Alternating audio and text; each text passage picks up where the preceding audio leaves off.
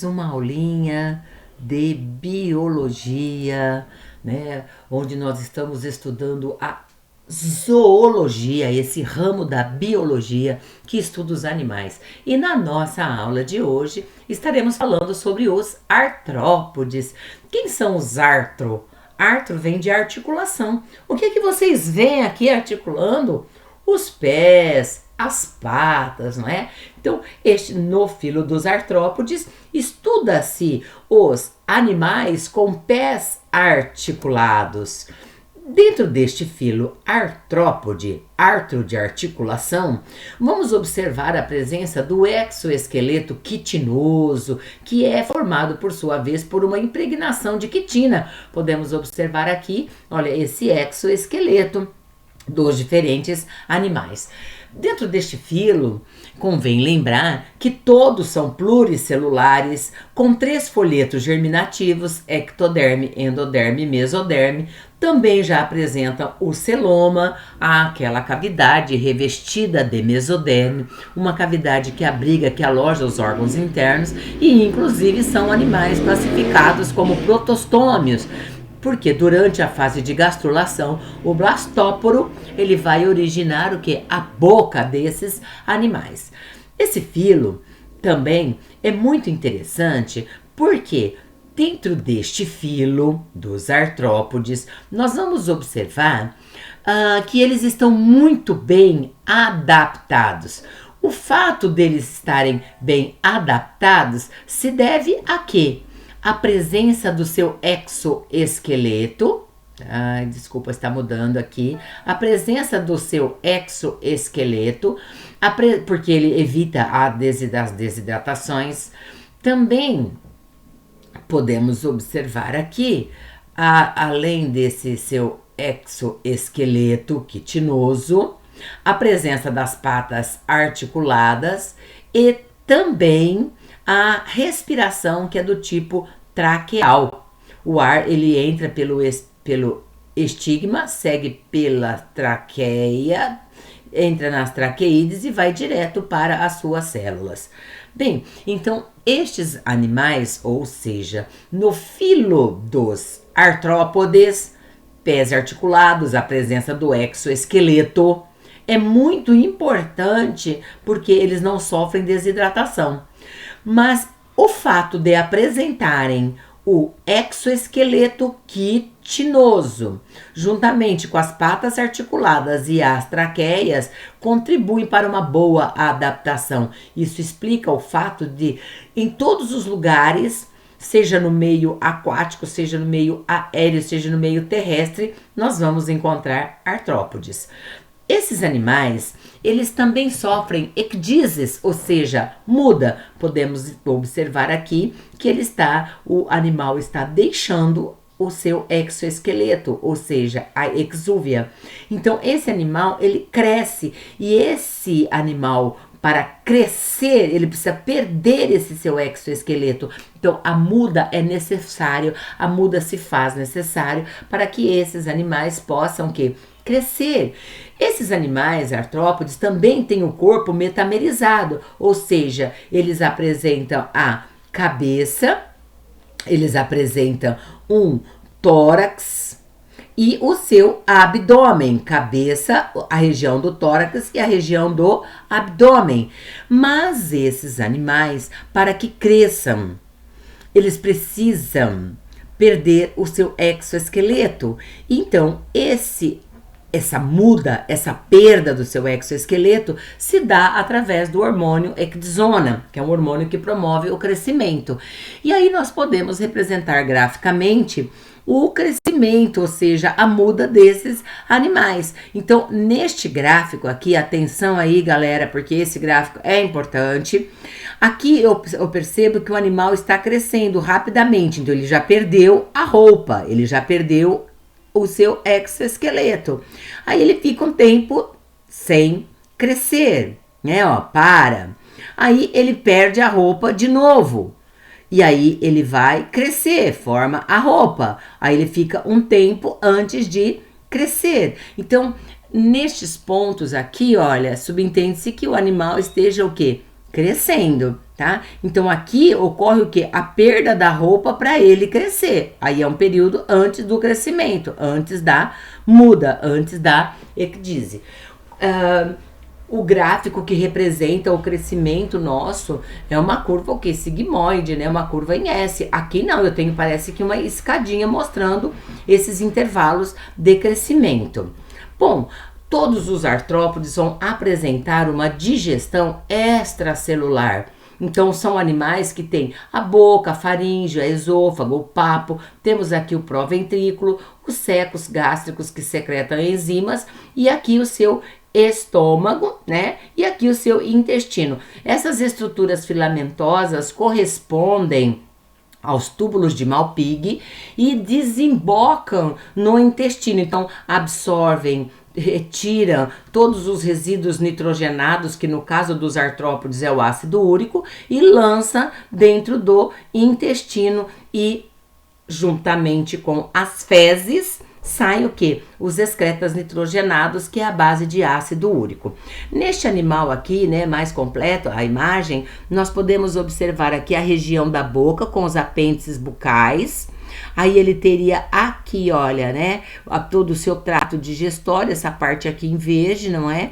Então nós temos a faringe, o esôfago, o papo, a região dos secos gástricos, e aqui é o intestino, e aqui estão os túbulos de Malpighi. Olha, muita atenção para esses túbulos de Malpighi. Eles são essas estruturas filamentosas, ficam dentro do corpo desse animal, porém recolhendo do sangue, que é o hemolinfa, né, do inseto, os resíduos e desembocando no intestino, joga os resíduos nitrogenados dentro do intestino. Portanto, a digestão desses animais é extracelular, acontece dentro desse trato digestório, mas a sua excreção, principalmente da classe insecta, se dá através dos túbulos de Malpighi. É que quando nós falamos da digestão extracelular, não posso deixar de mostrar os túbulos de Malpighi, porque em vestibular já caiu, né? Porque estas estruturas filamentosas desembocam no intestino. Então, os resíduos nitrogenados saem juntamente com as fezes deste animal. Todos os animais estudados a partir de nemateumintos têm tubo digestivo completo. Como nós estamos estudando os artrópodes dentro de uma escala zoológica evolutiva, então eles também têm, óbvio, o tubo digestivo completo. Então, aqui numa imagem, né, dá para nós observarmos o tubo digestório da barata e essas estruturas aqui filamentosas, olha, desembocando no intestino, são os túbulos de Malpighi que se encarregam de fazer a excreção, retirar da circulação desses animais o ácido úrico. Os secos gástricos produzem o quê? Enzimas que são lançadas dentro do estômago para auxiliar na digestão. Em relação ao sistema nervoso, os insetos têm um gânglio na cabeça e parte o cordão nervoso, cuja posição é ventral, também acompanhado de uma cadeia de gânglios, tá? Então, aqui seria o cordão nervoso ventral, olha, vários gânglios. Portanto, o seu sistema nervoso é do tipo ganglionar, posição ventral. Quanto à respiração, nós temos que pensar que o filo dos artrópodes apresenta vários tipos de animais. Então, muitos deles respiram por brânquias, ó, estas estruturas filamentosas que permitem o que? A difusão dos gases.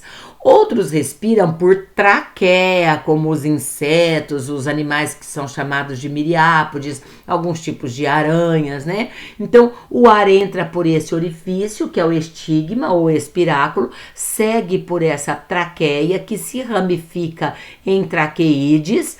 Então, o oxigênio que adentrou por esse estigma segue direto para as células. Não tem uma molécula química que vá transportar o oxigênio como é a hemoglobina na nossa circulação. né? Então, por isso que o sangue do inseto ele é chamado de hemolinfa. Ele é desprovido desse pigmento respiratório. E existe também uma respiração chamada de filotraqueal, que é encontrada nos aracnídeos, né? Essa filo é uma lâmina totalmente dobrada, que se assemelha a uma traqueia, né? Dá para observarmos por aqui, olha, parece que é toda dobradinha, né? Várias lâminas, por isso que é filotraqueal. E esse tipo de pulmãozinho aqui, filotraqueal ou pulmão foliáceo, é encontrado nas aranhas. Então a respiração pode ser branquial, traqueal ou filotraqueal. E em relação à locomoção dos artrópodes, nós temos que lembrar que eles apresentam as patas, né? Mas esses animais também apresentam alguns apêndices bucais que auxiliam na apreensão de alimentos. E como estruturas sensoriais, alguns deles têm antenas, outros não têm antenas, né? Não são todos os artrópodes que terão antenas. A aranha, por exemplo, não tem antenas.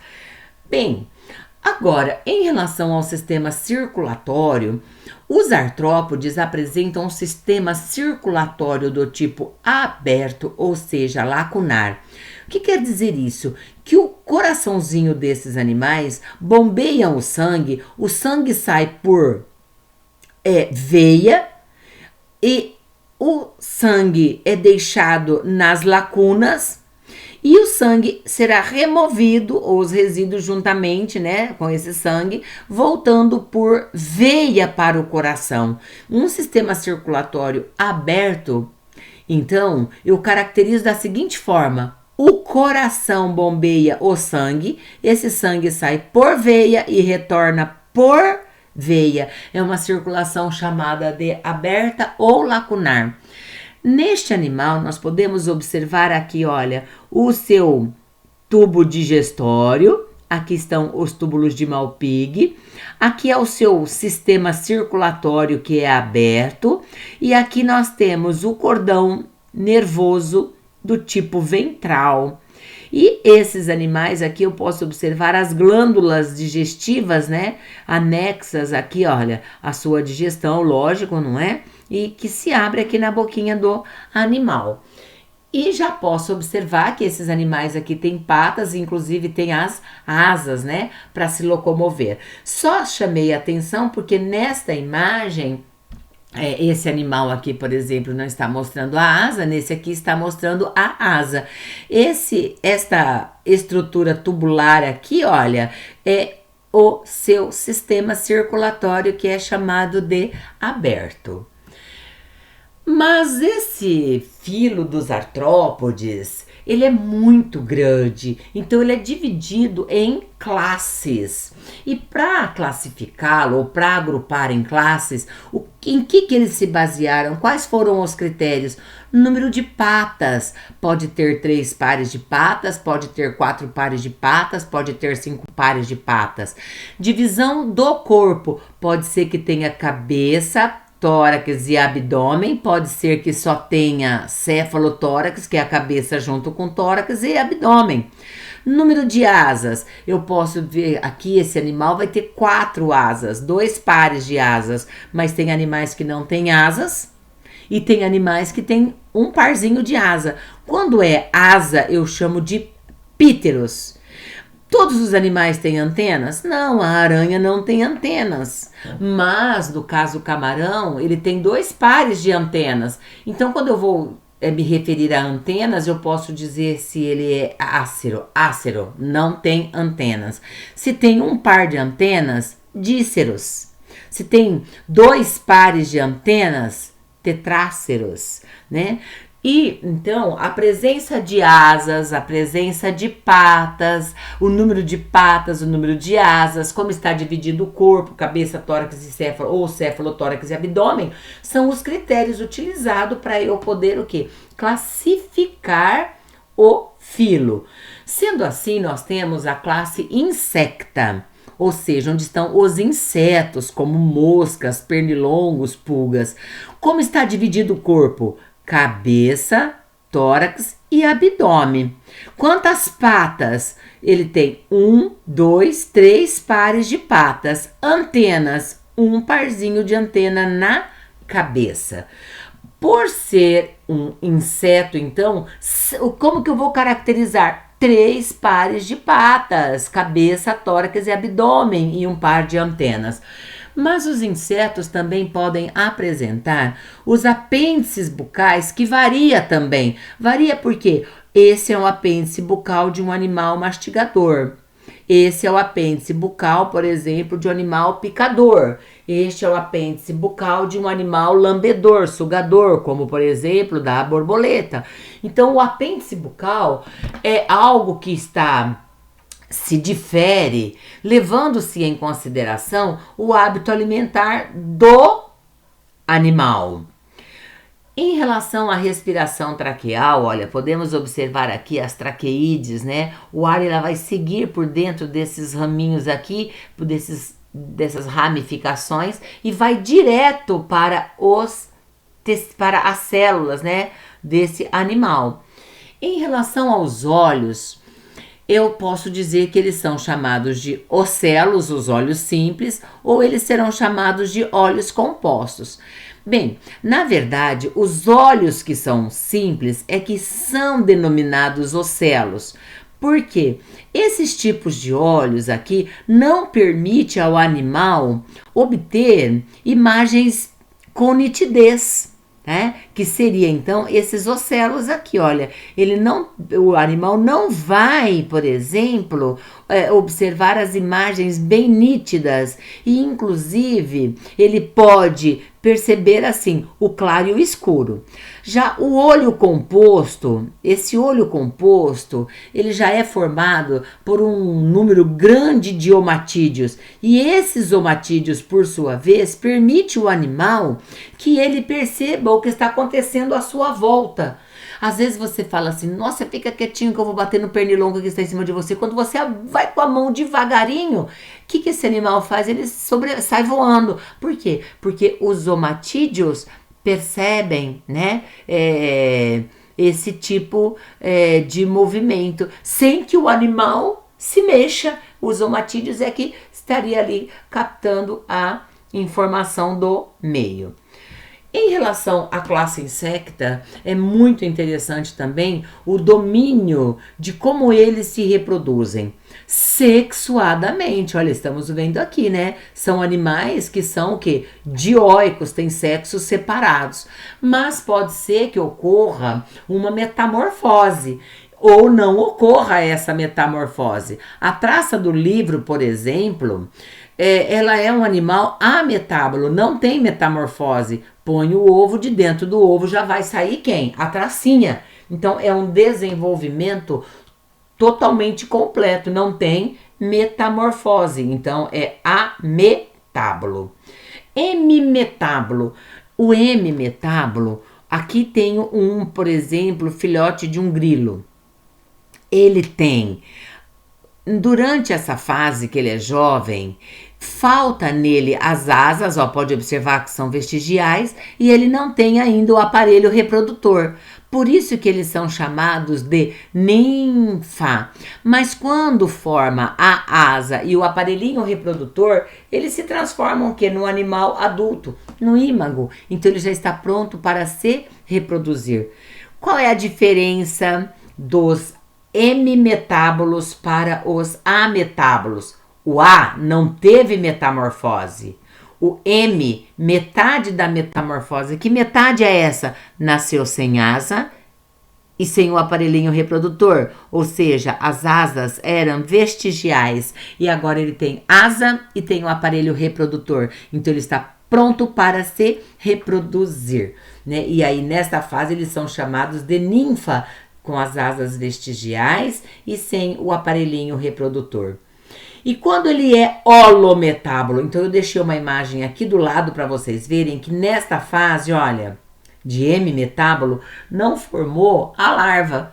Nesta outra fase aqui, que é o holometábulo, Então, o animal põe o ovo, do ovo sai uma larva, né, eclode, libera uma larva. A larva, ela vai se encasular e vai se diferenciar, vai ter um corpo dividido em cabeça, tórax e abdômen, com 3 pares de patas, com as asas, com a antena. Aí ele sofreu uma metamorfose completa.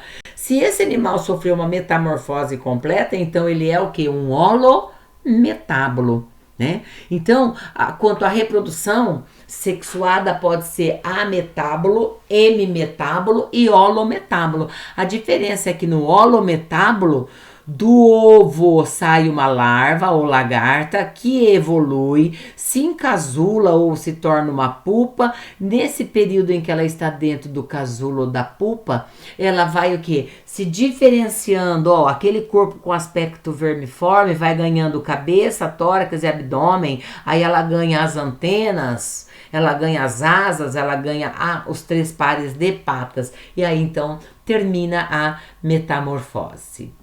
Bem, como nós falamos, os animais, como os insetos, eles podem ter um desenvolvimento do tipo holometábulo.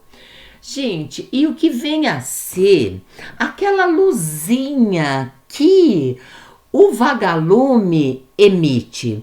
O que acontece que aquele vagalume ele tem um brilho, uma luz? Então veja, é que quando o oxigênio inalado pelo vagalume é enviado para os seus tecidos, né, é chamado de lanterna, né? Então ele é chamado de lanterna, onde vai reagir 2 substâncias, que é a luciferina e a enzima luciferase. Então ele inalou o oxigênio, veio aqui para os seus tecidos, e aqui tem a substância luciferina e a enzima luciferase, né? A reação com o oxigênio, com essas 2 substâncias, emite o que? Uma liberação de energia. E essa energia, que é o meu ATP, é liberada sob a forma de luz. Então, nada mais é do que uma descarga elétrica. É o seu ATP que libera a energia na forma de luz. Então, veja, na verdade, o oxigênio reagiu com essa luciferina e a luciferase, liberando a energia, e que foi o que? Emitida na forma de luz. Na classe dos crustáceos, estudaremos o camarão, a lagosta, o siri. Diferente dos insetos, os crustáceos, eles têm o corpo dividido em cefalotórax e abdômen, ó, cabeça junto com o tórax. Então, é o cefalotórax e o abdômen. É interessante que na região do cefalotórax aqui, ele vai somar, né, vários segmentos, né? São 13 segmentos aqui e 6 segmentos do abdômen. 13 segmentos só na região do cefalotórax. Os crustáceos, eles apresentam 5 pares de patas, inclusive essa pata aqui que termina com a queula, que é uma pinça, corresponde a uma pata dos crustáceos. Porém, eles têm 2 pares de antenas, a antena menor e a antena maior. Então, o crustáceo tem cefalotórax e abdômen com 5 pares de patas e 2 pares de antenas. Lembrando que a região do cefalotórax é a cabeça com tórax e aqui está o abdômen, né? Ó, 1, 2, 3, 4, 5, 6 segmentos. Aqui está o urópodes e aqui eu tenho as patas torácicas e aqui as patas abdominais. Então, nós temos 5 pares de patas torácicas, mas temos as patas abdominais, que são as patas natatórias desse animal. Lembrando também que os crustáceos apresentam um exoesqueleto, a carapaça. Inclusive, esse tipo de carapaça dos crustáceos, ela é comestível. O pessoal, até nas zonas que assim, na baixa renda, para auxiliar na obtenção de cálcio para o corpo. Muitos dos pescadores, né, eles isolam essa carapaça dos camarões, que a gente compra camarão limpo, mas essa carapaça ela é comercializada sob a forma de farinha, porque aí seria uma forma das pessoas mais carentes obterem esse cálcio para o seu desenvolvimento ósseo. Gente, os crustáceos também são animais que têm um sistema circulatório aberto, então do coração saem veias e irriga as lacunas, os seus tecidos, e o sangue volta para o coração através de veia. Então é um sistema circulatório aberto. Na cabeça ele tem um gânglio e o cordão nervoso também na face ventral. Aqui eu tenho 1, 2, 3, 4, 5 pares de patas torácicas e aqui estão as patas abdominais. E eles têm um par de antena menor e um par de antena maior.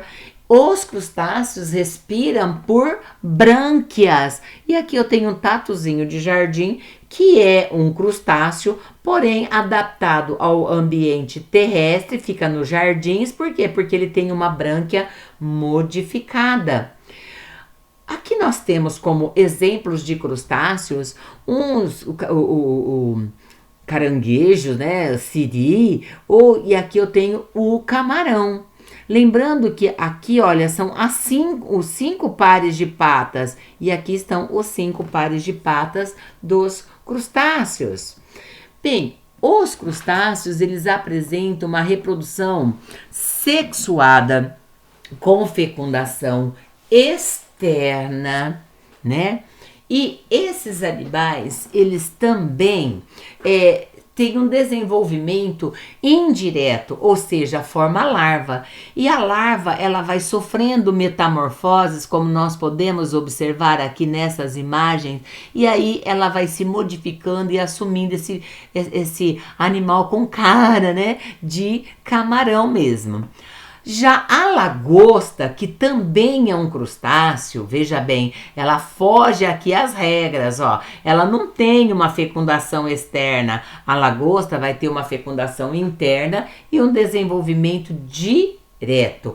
As larvas dos crustáceos podem ser chamadas de protozois, zooi, mises, náuplios, metanáuplios. Então vai mudando o nome da larva até que conclua totalmente o seu desenvolvimento.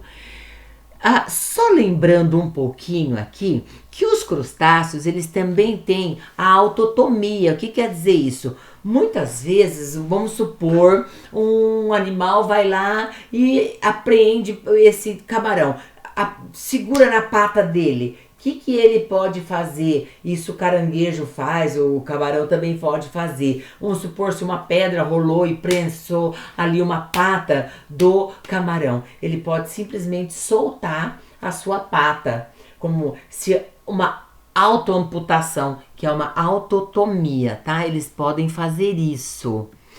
Já na classe dos aracnídeos, nós vamos estudar quem? As aranhas, os escorpiões, o carrapato, né?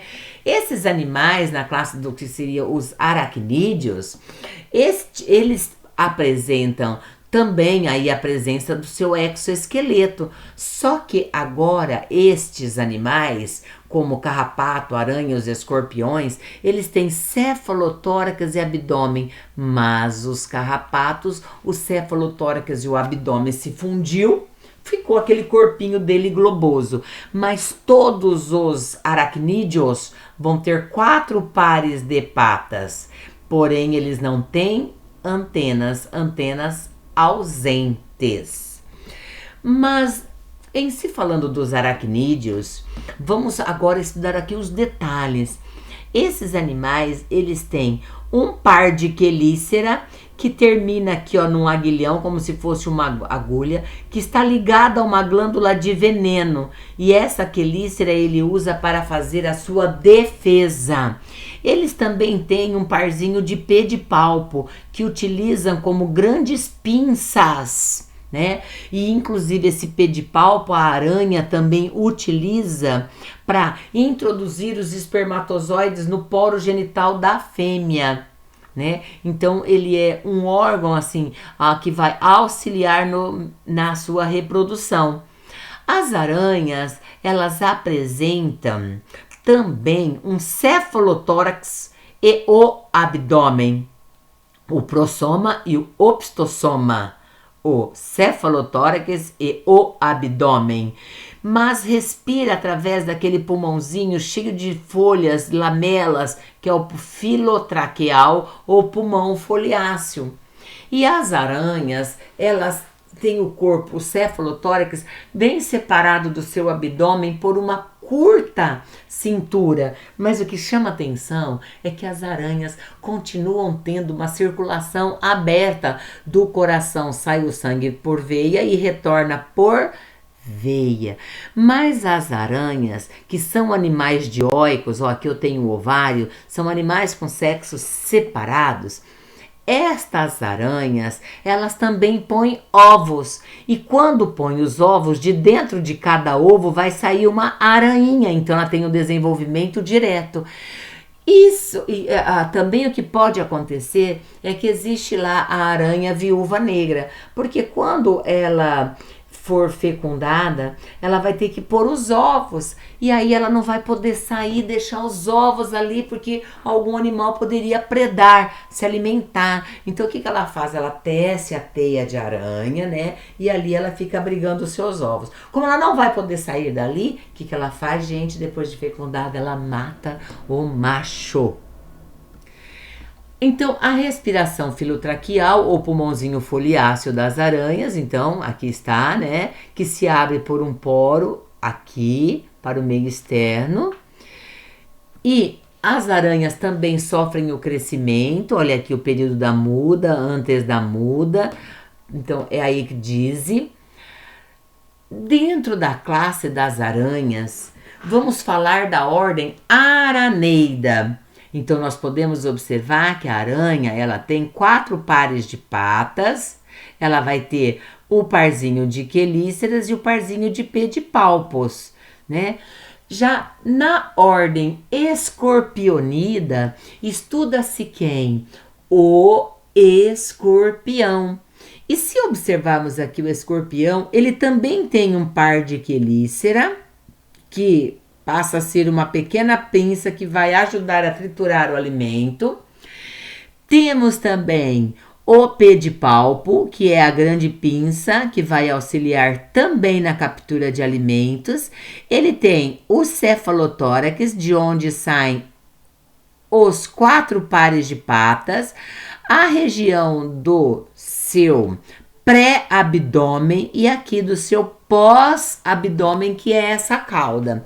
Gente, veja que agora, enquanto a aranha tinha um aguilhão lá na ponta da sua quelícera, o escorpião tem o aguilhão no último segmento aqui da sua cauda, do seu pós-abdômen, e é chamado de telson. Então aqui está a defesa, aqui está o veneno, enquanto que o da aranha era na quelícera. E os escorpiões também podem pôr os ovos, né? E ele fica cuidando dos seus ovos, por isso que eles são ovovivíparos. Mas os escorpiões, eles têm fecundação interna com desenvolvimento direto. Os escorpiões, portanto, eles têm quelíceras e têm pedipalpos que vão auxiliar como pequenas pinças e grandes pinças na digestão. Aqui na região ventral está a boca, e esses animais têm os 4 pares de patas na região do seu cefalotórax. Aqui é o seu pré-abdômen e aqui o seu pós-abdômen. Na região do seu pré-abdômen, nós temos a abertura genital e o pente, que é uma estrutura sensorial. Porém, no finalzinho aqui do seu pós-abdômen está quem? O aguilhão do telson, que é para fazer a defesa. Bem, e falando da ordem Acarina, que ainda pertence à classe dos aracnídeos, nós temos quem? os ácaros e carrapatos. O que aconteceu com o carrapato? Fundiu a região do cefalotórax com o abdômen, então ficou esse corpinho globoso, mas ele tem os pedipalpos, ele tem as quelíceras e ele tem os 4 pares de patas. Então esse corpo aqui globoso, né? Gente, esses animais são os únicos que vão ter o quê? Um desenvolvimento indireto, que passa por uma fase larval aqui dos aracnídeos, né? A ordem acarina é que tem desenvolvimento indireto. Lembrando que o cravo do rosto, que é o Demodex folliculorum, também pertence aos aracnídeos, né? E para encerrar, vamos falar da classe dos miriápodes, né? Quem são os miriápodes? Os animais que têm 1000 pés. Como vocês podem observar, aqui eu tenho a região da cabeça, eu tenho um tronco longo, totalmente metamerizado, e eu tenho aqui o segmento, as expansões, que são as patas desses animais. Aqui a sua antena. Então, os miriápodes têm muitas patas, 1000 pés. E dentro dessa classe dos miriápodes, nós temos 2 ordens. Ordem dos quilópodes e ordem dos diplópodas. Quem são os quilópodes? É os que têm um par de pata por segmento. Olha, nós temos aqui um quilópode, um par de pata por segmento, por cada metâmero. Porém, podemos encontrar os diplópodas, que são aqueles que têm o quê? 2 pares de patas por segmento. Que é, no caso, que nós vamos observar já a imagem do piolinho, né? Que é um diplópoda, que é o piolinho de cobra, que ele vai ter 2 pares de patas por segmento na região do abdômen. Então, na ordem dos quilópodes, eu tenho quem? A lacraia, olha. A lacraia tem um par de antena, dá para ver legal aqui, olha, o seu exoesqueleto, um parzinho de patas por segmento, né, olha.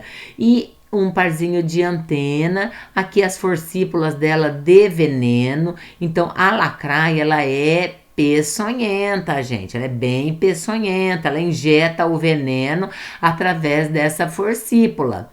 Já a lacraia é um quilópode, pé de quilo, um par de patas por segmento, ó, aqui eu tenho um segmento, uma patinha para cá, outra patinha para lá, outro segmento, uma patinha para cá, uma patinha para lá, por isso que é pé de quilos, um par de patas por segmentos. E na ordem dos diplópodas, né, que também pertence à classe dos miriápodes, nós temos quem? O piolinho de cobra, ou seja, o emboá. Então, o que nós vamos observar é que esses animais têm cabeça, eles têm o tórax e têm o abdômen. Na região do tórax, que são os 4 primeiros segmentos, só tem um parzinho de patas por segmento. Na região do abdômen, eles têm 2 pares de patas por segmento, de 2 em 2, né? Por isso que eles são animais que são chamados de diplópodas. E esses animais, que é o piolho de cobra ou emboá, eles já não tem, eles têm a forcípula, mas não está ligada à glândula de veneno. E é o que chama atenção também é que esses diplópodas, eles vão sofrer uma reprodução iguais aos animais da classe insecta, né? Eles vão pôr o ovo, do ovinho já vai sair o quê? O animalzinho, né? Então é desenvolvimento direto, não vai passar por uma fase larval. Gostaria de voltar aqui rapidinho com vocês para lembrar que os insetos, todos os insetos, eles vão apresentar, vamos dizer assim, uma excreção através dos túbulos de Malpighi. Classe insecta, a excreção por túbulo de Malpighi. Já no caso, os crustáceos têm uma excreção por glândulas verdes ou glândulas antenais. Os aracnídeos, eles têm glândulas coxais ou posso dizer que é o túbulo de Malpighi que vai fazer a sua excreção. E os miriápodes, que são os animais com 1000 pés, eles também, para fazer a sua excreção, eles têm o quê? Os túbulos de Malpighi. Como vocês puderam observar, neste filo dos artrópodes, nós temos um grande número, uma diversidade, né, vamos dizer assim, de animais. E para poder classificar então os animais, utiliza-se quais critérios? Quantas antenas, quantas asas, como está dividido o corpo, qual é o número de patas, como se reproduz, vai ter metamorfose, não vai ter metamorfose. Mas de uma coisa é certa, gente, todos os artrópodes têm tubo digestivo completo, todos os artrópodes têm uma circulação aberta. Porém, a respiração é que se o animal vive na água, ele vai respirar por brânquia, mas se ele vive no ambiente terrestre, como um inseto, ele vai respirar por traqueia, mas se for uma aranha, vai ter uma respiração filotraqueal. E todos os artrópodes sofrem ecdises, trocas. Ok? Bem, pessoal, logo estaremos voltando, né, para dar aí continuidade aos nossos assuntos, certo? E vamos estudar no nosso próximo encontro os equinodermos.